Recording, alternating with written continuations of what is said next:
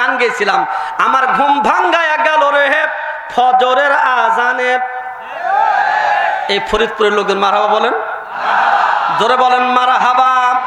আমার ঘুম ভাঙ্গায়া গেল রে ফজরের আজানে, আমায় পাগল বানাইছে গহ মাদিনার প্রেমে, আমায় উদাসী বানাইয়া গাছা জান্নাতের হুরে গো ফজরের আজানে।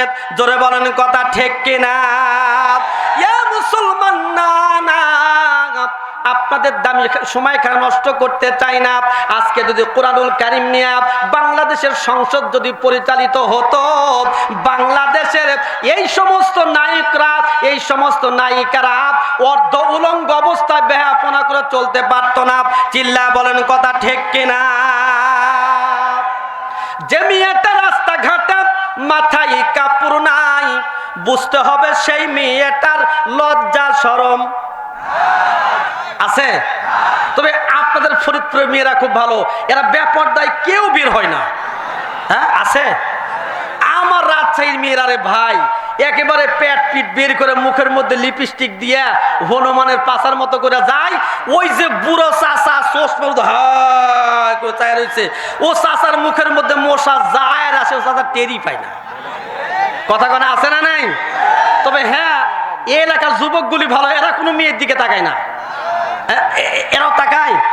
হাই হাই, যুবকের যে সাইজ গো, মেয়ের দিকে তাকানোর যে স্টাইল দেখবেন, ও তাকানোর আগে চুলের দিকে মেয়েরা তাকায়। আছে না নাই? কি চুলের কাটিং দিছে, আল্লাহ নাউজুবিল্লাহ আস্তাগফিরুল্লাহ। এই যুবকের চুলের দিকে তাকাইলে আমার 3 বার করে লাইতে বার মন চাই।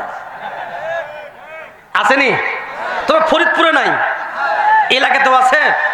কি কাটিং দিছে! আমি ওই নাটোরে স্টেডিয়ামের মধ্যে মাহফিল হয়েছিল 1 বছর, আমি ছিলাম ওখানে। তো দেখি যুবকের 2 দিকে চুল নাই, এই মাথার মধ্যে এরকম খাড়া খাড়া চুল, এটা আবার ব্ল্যাক কালার না, এটা হয়ে গেছে গোল্ডেন কালার। আমি ওই যুবককে জিজ্ঞাসা, যুবক কি ব্যাপার, 2 দিকে চুল নাই, এই মাথার মধ্যে খাড়া খাড়া চুল, এইটা আবার ব্ল্যাক কালার না গোল্ডেন কালার, এটা কি ঘটনা? হুজুর এইটা হচ্ছে ঘোড়া কাটিং। এটা কথা হইল হাজী সাহেব? যুবক মানুষ, তুমি মুসলমান, এই তোমার চুল কেন মেসি কাটিং? আরে মেসি তো একটা খ্রিস্টান লোক, ও বিয়ে করার আগে 3টা সন্তানের বাপ। জোরে বলেন সুবহানাল্লাহ। এই আপনার লোকগুলো চালাক আছে। এই যুবকগুলো কি পাগল, কয় মেসির ভক্ত, মেসির মতো চুল কাটছে।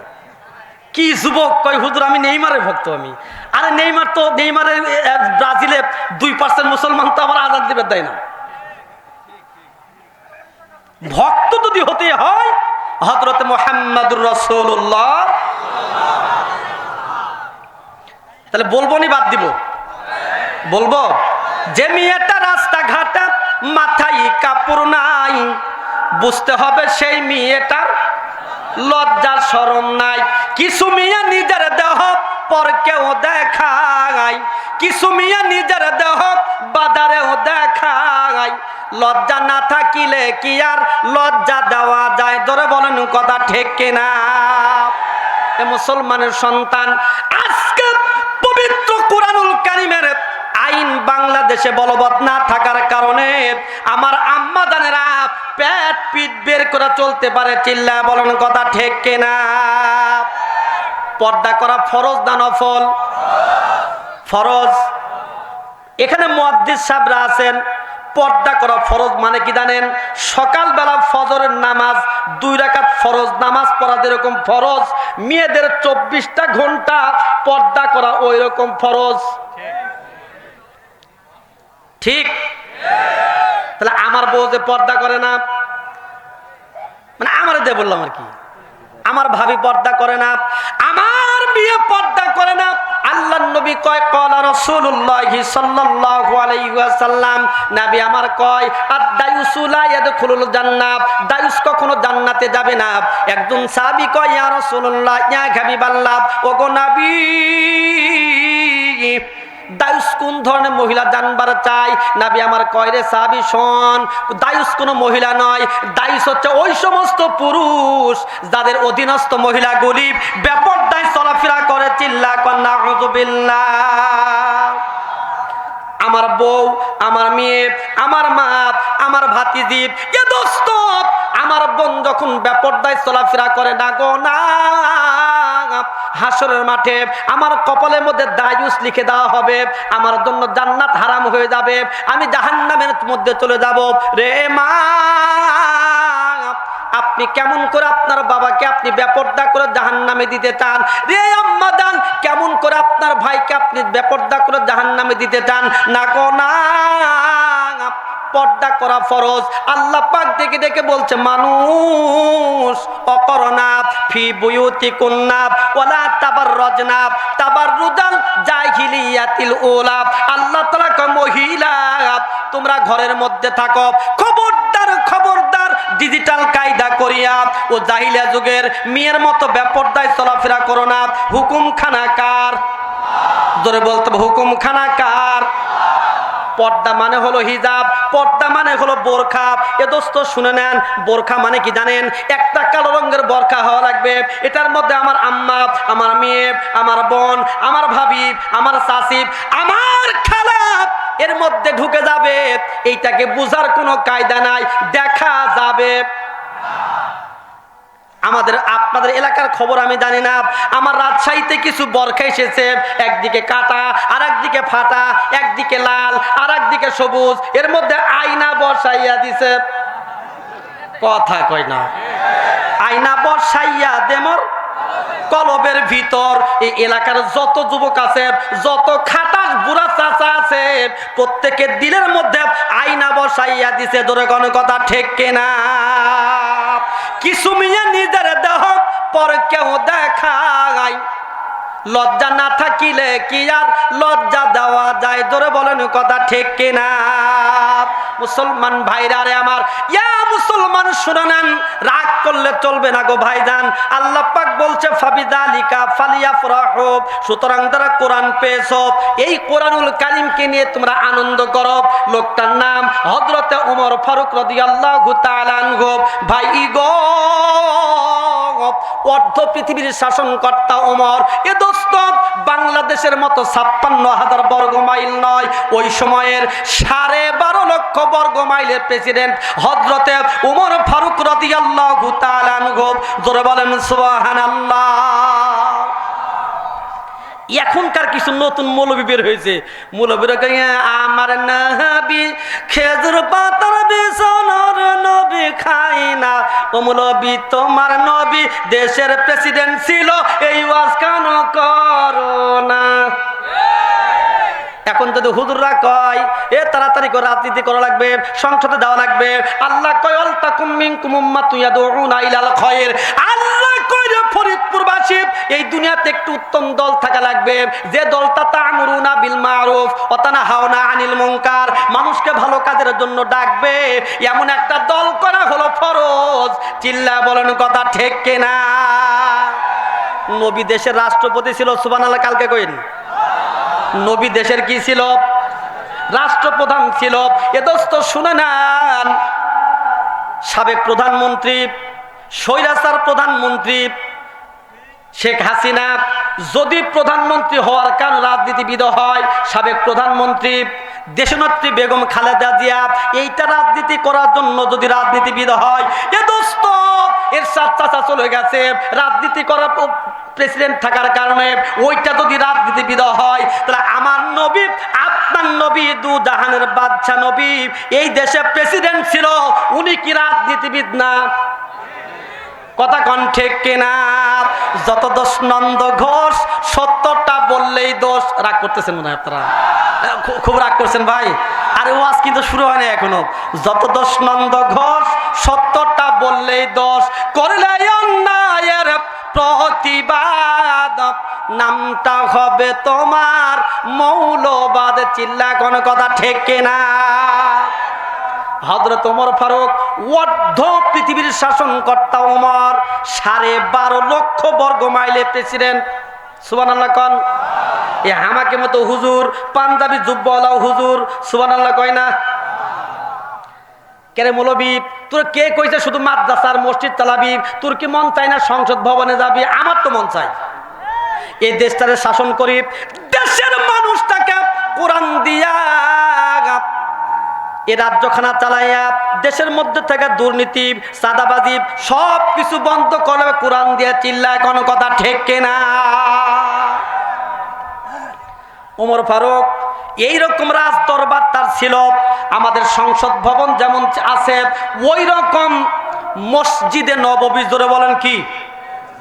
মসজিদে নববী ওইটা ছিল সংসদ ভবন। সুবহানাল্লাহ কয় না? নেতা কারে কয় জানেন? এই নেতারা মসজিদে বসে রাজনীতি করত, আর এখনকার নেতারা মুতা পানি লাই না, প্রস্তাব করে তাকায় না, হাইগা শুষে না, পায়দা এক গলা পানির নামে। কথা কন ঠিক কিনা? মানুষকে কি বুঝায় আমি বুঝি না। আরে দেখে যে নেতা চুরট খায়, সিগারেট খায়, ওরে ভোট দেয়। ভাগ্য পরিবর্তন জীবনেও হবে হবে। ওমর ফারুক মসজিদে নববী ওই সময়ের সংসদ ভবন। সুবহানাল্লাহ কোন? কেন ভাই সাউন্ড আস্তে আস্তে কমে যাইতেছে? এই অপারেটর সাউন্ড কমে কেন? না আগে কি সুন্দর সাউন্ড হয়েছে, এই যে সাউন্ড হয় না এখন আবার। হযরত ওমর ফারুক রাদিয়াল্লাহু তাআলা আনহু মসজিদ নববীর বারান্দায় বসে রাজ্য কিভাবে পরিচালিত হবে এইটা নিয়ে আলোচনা পরামর্শ মাশওয়ারা চলতেছিল। সুবহানাল্লাহ কোন? এমন সময় একজন যুবক পিছন দিক থেকে আসিয়া আসসালামু আলাইকুম ওয়া রাহমাতুল্লাহ। আমার নেতারা তো সালামও দিবার জানে। হযরত ওমর ফারুক পিছন দিকে তাকায় দেখে সর্বনাশ। একজন যুবক দাঁড়াইয়া মাথার চুলগুলি তার এলোমেলো উস্কো খুস্কো চেহারা, চোখগুলি লাল লাল ভাব, মাথাটা নত করে সালাম দিয়ে দাঁড়ায় আছে। তামাম বাংলাদেশের সমস্ত যুবকরে বুঝাতে যায়, যুবক মুরব্বীদের সামনে দাঁড়াইলে, ওস্তাদদের সামনে দাঁড়াইলে, বড় ভাইদের সামনে দাঁড়াইলে এমনি ভাবে সম্মান সূচক ভাবে দাঁড়াতে হয়। কথা বলেন ঠিক কিনা? আসসালামু আলাইকুম ওয়া রাহমাতুল্লাহ। সমস্ত কথাগুলি বন্ধ হয়ে গেছে। ওমর ফারুক সামনের দিকে তাকায় দেখে আল্লাহ, যুবকটা মাথা নত করিয়া দু চোখ দিয়ে ঝরঝর ঝরঝর করে পানি পড়ে যাচ্ছে। ওমর ফারুক নিজের জায়গা ছেড়ে দিয়া, এ মুসলমানের সন্তান খেয়াল করা লাগবে গো ভাইজান, নিজের জায়গা ছেড়ে দিয়া হযরত ওমর ফারুক রাদিয়াল্লাহু তাআলা আনহু যুবকের কাছে যায়, একবার মাথার মধ্যে হাত দেয়, একবার দাড়ির মধ্যে হাত দেয়, ডেকে ডেকে বলে, রে যুবক কি হয়েছে বাবা, কেন ক্রন্দন করছো? জানবার চাই কেন তোমার চোখের মধ্যে পানি, তোমার শরীরের মধ্যে মনে হয় ব্যত্রাঘাত করা হয়েছে, কেন তুমি ক্রন্দন করছো? যুবক রে, আমি আমিরুল মুমিনিন, আমি খলিফাতুল মুসলিমিন হযরত ওমর তোমার দরবারে এসে হাজির হয়েছি। বাবা তুমি বলো, এ মুসলমানের সন্তান, আজকে যদি কোরআনুল কারীম দিয়ে বাংলাদেশটা পরিচালিত হয়, হাদিস দিয়া নবীর হাদিস দিয়ে যে দেশটা যদি পরিচালিত হয়, এরকম রাষ্ট্রপ্রধান আমাদের বাংলাদেশেও পাওয়া সম্ভব। চিল্লা বলেন কথা ঠিক কিনা? কিছু নেতা কয় আমরা শরিয়া আইন বিশ্বাস করি না, ও নাস্তিক মুরতাদ কাফের হয়ে গেছে। যে বলবে শরিয়া আইন মানি না, ও মুসলমান থাকার কোনো অধিকারই তার নাই। মুসলমান কান্ট্রি এটা, কিন্তু ইসলাম বুলন্দ না, ইসলাম কায়েম নাই। ইসলাম যদি কায়েম থাকতো, এইরকম শরিয়া আইন মানি না বলার সঙ্গে সঙ্গে বাংলার তাওহীদ জনতা তরবারিতে আঘাত করে এই দুনিয়া থেকে তাকে বিদায় করে দিত। চিল্লা কোন কথা ঠিক কিনা? নেতা কারে কয়? সাধারণ একটা মানুষ তার গালের মধ্যে হাত দেখো, বেটা কি হয়েছে আমাকে বলো।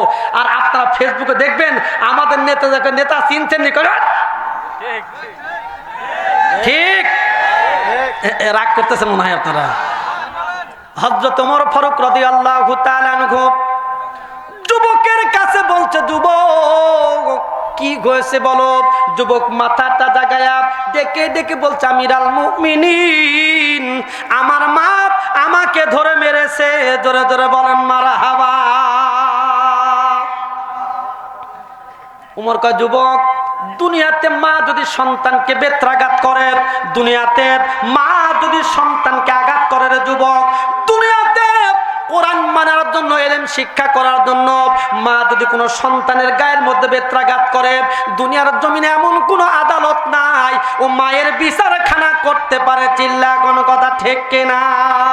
আমি চাঁদকে বলি তুমি সুন্দর নও আমার মায়ের মতো। গাওয়া যাবে না ভাই? সারা জীবন তো কত আমরা গান গাইলাম, একটু আমরা মাকে ভালোবাসি না ভাই? কারা কারা মাকে ভালোবাসেন হাত উঠা দেখেন তো, দেখি দেখি দেখি দেখি দেখি। লিল্লাহে তাকবীর। এই মায়ের সন্তানগুলি মন উদার করে না, ফ্যান দেওয়া হবে না, প্রাণ উদার করে সবাই আমি চাঁদকে বলি আমার মায়ের মতো, গোলাপকে বলি আমার মায়ের মতো। মা যে আমার সবার সেরা, মা যে আমার সবার সেরা, অনন্তকাল বিরত। আমি চাঁদকে বলি আমার মায়ের মতো। জোরে বলেন আমিন। আমার এলাকাটা খাটাস যুবক, খাটাস বুঝেন? যুবক ও রাস্তা দিয়ে যাচ্ছে, এত সুন্দর একটা ইসলামিক সঙ্গীতটারে ও উল্টা পাল্টা শীত করে কাজ করে গান দেখাচ্ছে। আমি চাঁদকে বলি তুমি সুন্দর নও আমার বউয়ের মতো। আরে বউটা তো ঠিক আছে, কথা কোন ঠিক কিনা? ও দ্বিতীয় করে শুনে আমি আশ্চর্য করি। গোলাপকে বলি তুমি মিষ্টি নও আমার শালি। ওয়াজ চলবে না বাদ দিব? শুধু যারা বসে আছেন তারাই শুনবেন না, যারা দাঁড়ানো তারাও শুনবে? সবাই শুনবে? শোনার পরিবেশ করবো না ইনশাল্লাহ আমরা। তাহলে একটু করে সবাই সামনে আগাচ্ছে বা হ্যাঁ কালিমা পড়েন লা ইলাহা